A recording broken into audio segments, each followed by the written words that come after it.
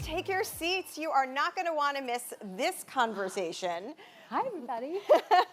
Which is about one of the hottest, buzziest issues in medicine today. The use of GLP-1s, which is a class of drugs that has been around a long time, as Dr. Ashton's going to explain, but really has kind of entered the mainstream consciousness during the last year or so because of their ability to fight obesity. To tell you everything that you have ever wanted to know about drugs like Ozempic and Wegovy, we have Dr. Jennifer Ashton here, who many of you probably recognize from her many years as chief medical correspondent for ABC News. But she is also double board certified in OBGYN and obesity medicine. We could not have found a better expert for this. She also holds a master's degree in nutrition, so she obviously likes school. And in 2024, she launched Agenda, a platform focused on women's health, particularly menopause, as well as weight management and nutrition. So she found a way finally to mash all of those degrees together. Please welcome Dr. Jennifer Ashton. Thank you. Thank you, guys. All right, let's just dive right in because I think there is so much attention being paid to GLP-1s right now, but I think also just not a lot of understanding of like, where did these drugs come from? Because I feel like 2 years ago, I had never even heard of this class of medication, and now it's like I can't turn on the TV without seeing a commercial for it. You know, I think, as I like to say, a lot of things in American culture and society aren't official until they're connected with a Kardashian. And this is no different, no exception. But yeah, you're 100% correct. And a lot of people don't realize that the first GLP-1 was FDA approved in the United States to help manage type 2 diabetes 20 years ago. So even though if I had a penny for every time I heard anyone say, yeah, but they're new, I go, not really, not at all. So I think that new depends on whether you're talking about it really in the world of medicine and science or in popular culture. And a lot of times they don't go together. So we have 2 decades of clinical track record, history and experience with this class of drug. Back in 2015, I got board certified in obesity medicine in 2016. In 2015, this was being used off-label to help achieve weight loss in non-diabetics all the time. Wow. So it really does tell you, I mean, imagine what's being used right now that 10 and 20 years from now we're going to be talking about as the new treatment when it's already accessible to us. And accessible, I also put in air quotes for obvious reasons. But we know a lot about these drugs, and just like so many other things in clinical medicine, not just in the US, but all over the world, when a lot of people take a given drug, it is very common that we will discover an unexpected outcome that, you know, just like we're on the lookout for negative side effects, we are also on the lookout for unexpected positive side effects. And that's kind of the story. And it does feel like almost every day I'm seeing new research come out showing that GLP-1s are effective not only for type 2 diabetes, not only for obesity, but for other conditions that people are experiencing. Can you talk about kind of the latest thinking around how these drugs are used? Well, I mean, it's a perfect segue to the off-label category, right? I'm personally waiting for them to be linked with hair growth and as a remedy for things. Yeah, exactly. But, you know, GLP-1s work in the brain and in the gut, in the GI tract. And so it's, you know, now pretty well known that in people taking these medications, whether it's for type 2 diabetes management or to manage the conditions of overweight and obesity, they're finding all of these other changes in their behaviors and clinical endpoints that are positive. Less alcohol consumption, less illicit or recreational drug use, potentially less other addictive or compulsive behaviors because of their activity in the reward center of the brain. And then when you look at their clinical endpoints, you know, cognitive protection, cardiac protection, renal protection, it just goes on. And I think the way I look at these medications, and I have no association No whatsoever investments. with Eli Lilly or Novo Nordisk, is, you have hundreds of millions of people around the world, literally, who are candidates for these drugs or may be taking these drugs, indicated to take them, may take them, may have taken them. It's a huge denominator, right?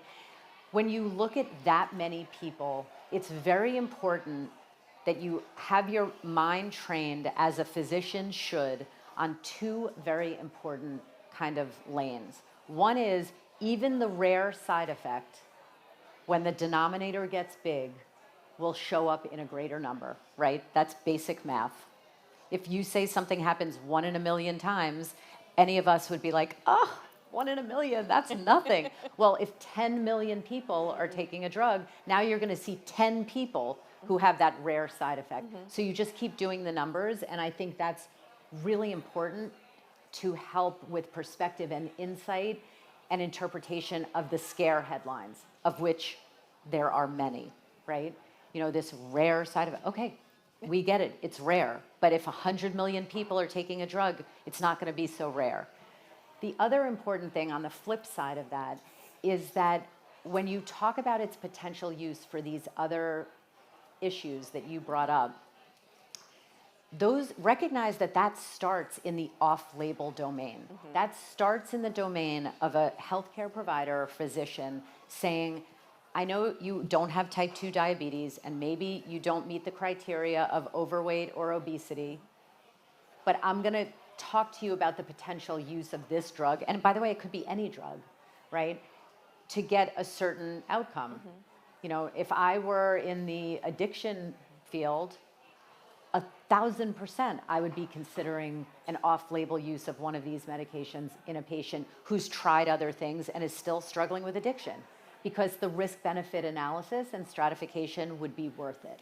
Can you explain what the properties are of these drugs that make them so effective for so many conditions, how they are working? What do we know If about I could, I'd probably be winning the Nobel Prize in medicine. I don't think it's known yet. We don't know. Yeah. So, as we most see people, that it's that's working. right. It works partially in the brain, right, in the reward center. And I don't think those circuits are totally elucidated yet. They're not for obesity, and they're not for alcohol or drugs or any other addictive behavior potentially. They also work in the GI tract. So as they affect the mobilization of glucose and insulin and gluconeogenesis and all the high school and medical school biochemistry, they also just slow the emptying of your stomach so that people feel full, physically full, and that then, of course, also dovetails into the communication with the brain. So there are clearly a lot of off-label uses happening with these drugs. How do you know if this is a conversation you should be having with your doctor, or who should be having this conversation with their doctor? So I think that's where it gets really interesting and very nuanced, right? Because something that I started addressing and talking about when I was still at ABC up until last year, because this was a weekly topic on Good Morning America, literally. And I've continued to address this in agenda and our platforms, is that I feel really strongly that we have a major societal and social problem in this country with the conditions of overweight and obesity. And I phrased that very deliberately to be vague, because now I'm going to drive a Mack truck through the middle of that statement, which is basically, if you are someone with a weight problem, you are damned if you do and damned if you don't. You are considered by the medical profession and the healthcare space, as well as the general population, to be undisciplined, lazy, not dedicated. I just keep going on and on. All these horrible things that we associate weight problems with, none of which are true, obviously. But then, if you're a person struggling with a weight issue and you take a GLP-1 or any other FDA-approved weight loss medication for that matter, all of a sudden you're taking the easy way out, or you're cheating, or you're vain, or it literally infuriates me. Not just as a physician and a communicator, but just as an individual. And what it makes me want to say is, sit down and stay in your lane. Because if you, thank you. It is no one's business, just like women's reproductive health is no one's business but that woman.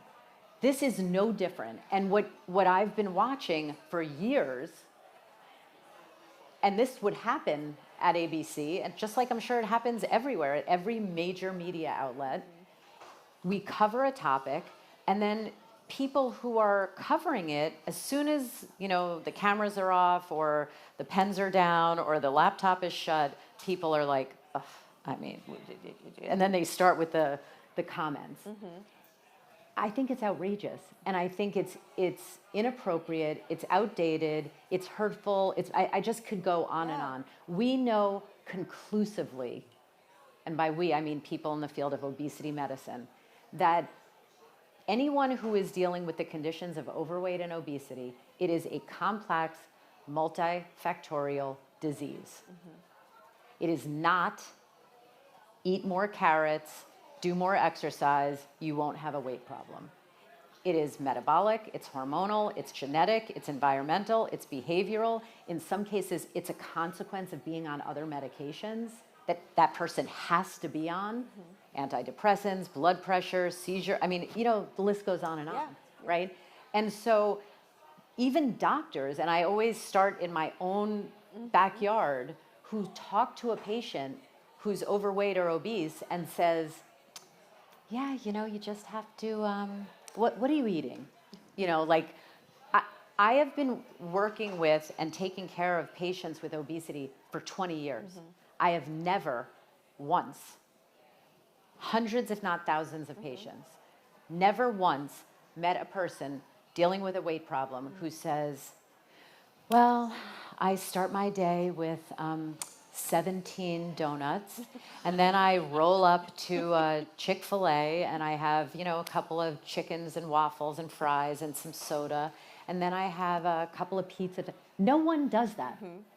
So it tells you how complex the problem is, and therefore how nuanced the solution needs to be. And I believe that there is a holistic approach, not holistic like I'm going to swing a crystal or clove of garlic over your head, but really holistic approach where we talk, of course, about nutrition and fitness and behavior, but this is 2025, and this is the United States, and we have access to drugs that are tested and life-changing and life-saving. And when you look at almost every single negative thing that happens to us as we get older, every single one is connected to excess body weight. So I actually believe that the next phase of GLP-1s, which, you haven't heard this yet, is really going to be about prevention. And talk about off-label, it's going to be off-label to the max. Explain what you mean by that. People taking it prophylactically? Yeah. Yep. That before a problem even begins, that everyone is just taking it like a vitamin. And remember, this is not one size fits all. It's individualized approach. But we all know, we all have eyes, right? And we all know what happens pretty much at age 40 on. And so I don't know what you're talking about. And by the way, before I went into menopause, I would speak to my patients and they would say, I don't know what's happening here. And I'm embarrassed and feel profoundly guilty to admit that when I was 40 and 42 and 45 and even 47, although that's pretty much when it started to change, I would listen to them. But in my mind, my mental ticker was like, you got to eat better and do more. Like, we know that's not true now. We know that's not true. Well, you know that's not true. I think in the medical community, there's been a lot of resistance to even defining obesity as a medical condition. There are many doctors and many members of the public who still see it as, a lack of personal responsibility. So how does that education piece fit in? How does that shifts start to happen so that we can break this stigma down? Well, I mean, it starts literally with events like this, which is why, doctors like myself and Jessica Shepard and others feel so strongly about participating in these. They're incredibly important. And, if each of you, I hope, leaves with one different new insight that maybe you haven't heard before, and you go and tell 5 people, that's progress. So media has a role to play in that. There's a responsibility that media has to make it not a 35,000-foot flyover when we talk about this and talk about the more nuanced issues that are at play. But, there's a saying that I love so much because I love when you can get like maximum bang for the buck from a statement that works in life and in medicine and health. And one of my favorites is be careful when you point a finger of blame at someone because 3 are pointing right back at you. Interesting. So I always take that very seriously in the medical profession because we suck at this. We are really, really bad at helping people who are overweight or obese manage their weight. Doctors and healthcare providers are horrible at it. We don't know how to talk to people. We lack sensitivity. We lack current education and insight and awareness. I mean, let's just start there. People who aren't current. Doctors who are not familiar with these medications are more likely to say to a patient, oh, no, that's not for you, than to say, I actually don't know. And I'm embarrassed that I don't know because it's actually my job to know, but I'm going to go find out. Yeah. And I'll help you. With, let's just start there. And they don't know how to speak like that. Yeah. And I think it's really unfortunate. I think when you get to the point where you develop this acceptance to any condition that is doing more harm than good, I think we have a massive problem. I was going to say Houston, we have a problem, but I'll say Austin, we have a problem. Another big piece of this conversation is, of course, the insurance industry. There are a lot of battles happening right now over whether these drugs should be covered and for whom they should be covered. Yeah. What are your thoughts on that? Well, so last year, less than a year ago, I moderated a panel for the American Heart Association, their CEO roundtable, and there were 32 of the nation and the world's largest company CEOs in the room. And it was on GLP-1s and obesity in the workplace and the workforce. And in that session, one of the CEOs, I had not heard this statistic before, and it's not a good one, so I'm just going to preface it with that. Doom and gloom. Said that if the 2 drug makers who make these drugs right now devoted 100% of their manufacturing capability to only making GLP-1s, it would take them 5 years to be able to produce the global demand for these drugs. And that's just a supply line issue. When you talk about cost, I'm sure everyone here in the audience who are very informed, educated, and interested in this space probably can either have heard this or can understand it. I thought, before I went to that CEO roundtable, that this is going to be a no-brainer. Once the curves intersect and the insurance companies see that they are actually saving money by treating these conditions, then they'll start paying for them. It turns out, no, I was wrong, because those curves, unfortunately, will never intersect, apparently. I'm not sure I believe that. It's just we might not be alive when that happens. But that's how much of a problem this already is. So the curves can go almost parallel, but they're not going to intersect, at least according to one of the CEOs who was in the room. I think that the answer is they have to be made more accessible from a cost standpoint. the answer is partially what companies like hers and many others are trying to do, which is cut out the middleman, which is in some cases the doctor, in some cases the insurance company, and go direct to consumer. That's, by the way, I have no problem with that. It's a free country. However, these drugs are not like candy, and they do need someone who is prepared to deal with the 1 in a million possible side effect and individualize the management for these patients so that when they reach their goal weight, they can be tapered down to a lower dose, and then the dosing regimen can be spaced out, or whatever works for the individual. This is why the practice of medicine is not cookie cutter. And unfortunately, a lot of insurance companies, the standard is to try to make it as cookie cutter as possible because they think that's the cost savings. I would tell you, and thank God I'm not in the insurance business, because it's not easy for a variety of reasons, especially being murdered, suboptimal. It's the problem is that we've just become completely accepting to the fact that the conditions of overweight and obesity cost us lives and money, and a lot of them. And now that we have a secret that's out of the box, now it's about how do we get that to as many people in the right way as possible. One of the secrets I've been hearing a lot on social media, so it's not a secret anymore, is this concept of people microdosing. So someone who's not necessarily overweight or obese, but wants to lose 10 pounds. Can you talk about what microdosing actually means and what you think of this practice?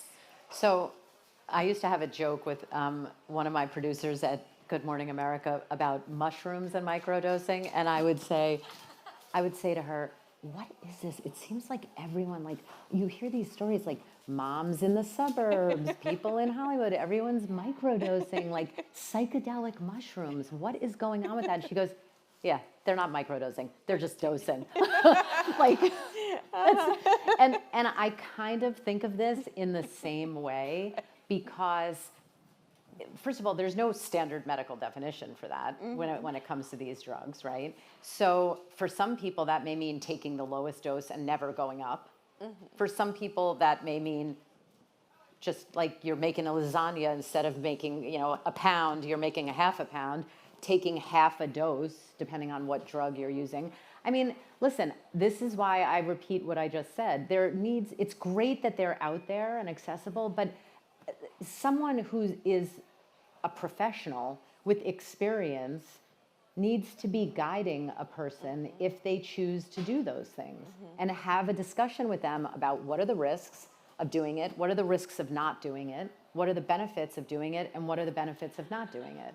And if this is a drug you are interested in taking, and your doctor says, no, I'm not going to give it to you, what is the way to get the doctor to hear what you're saying, what you're really I think, again, I would be willing to bet that 99% of the time, if you hear that answer, it's because the doctor is not trained, educated, and informed with these drugs. And I was the same way 10 years ago. Even though I was about to be board certified in obesity medicine, I prescribed every other FDA-approved weight loss medication, but not semaglutide. And I remember the day I actually met a woman, her name is Dr. Ann Peters. She's in Los Angeles. She writes the diabetes protocols globally, right? She's an endocrinologist. She's been using these drugs for 20 years. And I asked her about it, and I said, what about the black box warning for thyroid? That makes me so nervous. And she goes, never even seen a case of that. So that's the way doctors are. At least the reputable ones that I know are not just going to whip out their prescription pad and write a prescription for a drug they've never used and they have no experience. So if someone says, I'm not going to give it to you, a lot of times they're in that category. They don't know the dose, they don't know the side effects, they don't know how to counsel you. And particularly if the you is someone who really does need to lose, let's say 25 or more pounds, I would find another doctor. maybe not a total other doctor, but someone who's board certified in obesity medicine, who knows these medications and how to use them. We're going to open it up to audience questions in a couple of minutes. So if you have a question, please get it ready. But I'd like to end our conversation by having you share with the audience one message. If they leave this conversation today with one message in their minds, what would you like that to be? Oh, just one, Galina? You know, I think it would have to be a combo. I'm gonna cheat a little bit between the holistic approach that I was just talking about and a non-judgmental, open-minded approach. And by that, I mean not just for other people, but even potentially for yourself, about weight in general. Because it shouldn't be, it's not a dirty word. It shouldn't be an insult. And I think when you're talking about something that affects 70% of the population, you know, we better get real familiar with how to think about it, how to talk about it, and how to act on it in a way that's informed, current, non-judgmental, open-minded, but also smart. And, you know, one of the things that I'm really proud of, and I just want to dovetail this in, because I was starting to tell you about it backstage, and then we had work to do, so we got cut off. But, you know, I knew when I left ABC that I wanted to devote 100% of my time to talking about women's health, OBGYN issues, and weight and nutrition. That's what I'm board certified in. That's what I'm credentialed in. I stay in my lane. I'm all for, you know, interest in the brain and orthopedics and all that, but that's not my jam. And when I launched Agenda, that was my sole goal was, by the way, it's a free weekly newsletter if you're not enrolled. We have the highest open rate of like any newsletter ever, which I'm very proud about. You can go to join Agenda like Jennifer. I didn't think of it. I can't take credit for it. And I wanted to just inform women with the perspective and insight that I have based on my 20-year career in clinical practice and also in national media. And so it started with a newsletter. This week, this is, by the way, breaking news, you guys. This hasn't even been like released yet. Cutting edge Get at your the phones She Lab. out. We launched our first real offering, which is called an 8-week wellness experiment with 3 pillars: nutrition, fitness, and wellness. And the nutrition and the wellness are designed by me. The fitness, because I stay in my lane, is not designed by me. It's designed by a professional trainer, Corey Rowe. We had 5,000 women enroll. Congratulations. It's a closed cohort. It started on Monday. Day 5, we have hundreds of comments from women ranging in age from 26 to 81 saying, I've lost 4 pounds this first week. I've done exercises that I never even knew about, and I've been going to the gym for 20 years. My body feels better. I feel lighter. I'm sleeping better. My back pain is gone, but I feel better in my heart and in my spirit. And that's what I think, that to me is why I get out of bed in the morning. And it's been such a success that we're going to be doing another one in May, and then we're going to keep it going with like the 3rd month and the 4th month, et cetera, because it's all based on what I did. But it speaks to exactly the questions you asked, which is information everywhere. Everyone has a screen, but a lot of people don't have a connection with a credible source of information that can not tell them what to do. That's not my job. But to guide them with a holistic approach about when to take a medication, when to change what you're eating, when to change how you're sleeping and how you're moving. And that's what I think is really missing for everyone. So. And I appreciate that the framing is not so focused on how much you necessarily lose, but on how you feel and are able to then live your life as a result of that, which I think is the key part. And it's really not about either or. Yeah. It's about and. Yeah, so great. All right, we're going to open it for, and I see a good friend here, Casey Fleming. All right, Casey, what's your question? Hi, Dr. Ashton. So when I started my perimenopause journey, I put on 40 pounds. quickly, despite being an integrative nutrition health coach and knowing everything I need to know about food and exercising. As we all know, nothing works, right? And so I tried a GLP-1, and it made me so sick, so nauseous that I couldn't tolerate it. Right. And I did lose weight, and I wanted to stay on it, but it just wasn't possible. Yeah. Is there anything that people that have that kind of a reaction to a GLP-1 can do so that they can stay on it to get the benefit? Yeah. Is there any? So without making this like a HIPAA Consultation. That's where, again, that's a perfect example of, why I don't think they should be in strip malls, right? Like, just come in, get it, go out. Like, a good physician who has a lot of experience managing patients on those type of medications can say, all right, tell me about your nausea. Is it worse at night? Is it worse in the morning? What dose of what drug were you on? Maybe there is a way, with some of them you can microdose, lower the dose. And, because again, we're not sure if you're nauseated all the time, you're going to lose weight, right? It's not ideal. But it's really all about going to someone who's familiar with managing some of those side effects. By the way, fun fact, those drugs stay in your system for 2 weeks, not 1 week. So even though that's when the half-life goes down, but they are in your system for 2 weeks. Okay, that's also why if you're having surgery, the anesthesiologist or the surgeon will say 2 weeks before, stop it, not 1 week.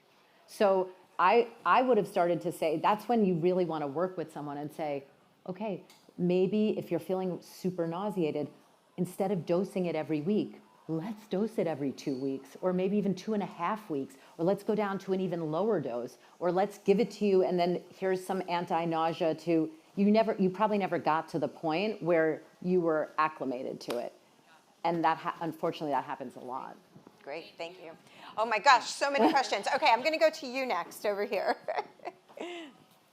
Hi, Dr. Ashton. Hi. My name is Melinda. I'm a physician assistant student, and I'm very pleased that my program has given us information on GLP-1s and pharmacology, as well as our clinical medicine classes. But I do think that there's such a huge component of translating that textbook knowledge into building confidence as a new provider, being willing to prescribe these medications to meet the needs of our patients. So I would love any insight that you have for new providers going into the workforce of how to build confidence in prescribing these medications. So first of all, good for you. That's amazing. Yes. And, PAs, NPs, LPNs are going to have a huge role in helping us with these medications. But you're right. It's not just read the textbook and then just go out and start prescribing them. I think a huge resource is the American Board of Obesity Medicine. If you go on their website, you will see the board certified physicians around the country. And a lot of times you can just say, like, can I talk to you, or can I come to your office? Can I speak to some of your office staff, et cetera, et cetera? They're happy to, the curve is fast, right? I mean, for me, it literally took one quick conversation with that endocrinologist. And I was like, oh, all right, well, if Dr. Ann Peters has never seen a case of this, I'm not so scared about it anymore. So I think it's just affiliating yourself with someone that you can call even and say, what do I do when I have this situation? What do you do? And then ultimately you'll build a body of experience where you have your own kind of protocols. All right, we have time for one more question. You were up in the very beginning, so I will come to you. Thanks so much. Hi. Hi. Thank you so much for the talk. It was really, really great. Some things really resonated with me. I have a rare disease called lipodystrophy, and I'm on a GLP-1, and for the past few months, changed my life. But in our community, we have a really hard time explaining to physicians that not all fat is created equal. So if you look at me, you would think, what in the world is she doing on a GLP-1? Because she looks really muscular, she doesn't have any fat, right? But I had fat in the wrong places, and it's not just not functional fat. Right. Do you have a recommendation to help physicians, clinicians understand that you don't need to be visibly obese to really benefit from treatments like this? for pre-diabetics instead of waiting until you're fully diabetic. I mean, it's a real, you know, I spoke to this before, it's with this example of the fingers, it really starts in the healthcare profession, right? I mean, it hurts me to imagine the conversations or encounters you've had where you've had to educate the physician, and you shouldn't have to do that. I mean, now look, again, when you're a regular doctor in practice or a healthcare professional in practice, you don't always have the time to stay so current in everything, right? So it's not like I'm blaming them out of malice. You know, but that's the reality. You don't really care what the reason is. It's just that you're seeing someone who's not up to speed with the latest literature. And my only advice to anyone in that situation, whether it's about a GLP-1 or any other rare condition, is, you know, interview your provider before you go. And by the way, again, I'm not making judgment to these doctors. You could say, like menopause, you could say, all right, just because you're an OBGYN, do you actually enjoy taking care of a woman in menopause? Really? Like, if you don't,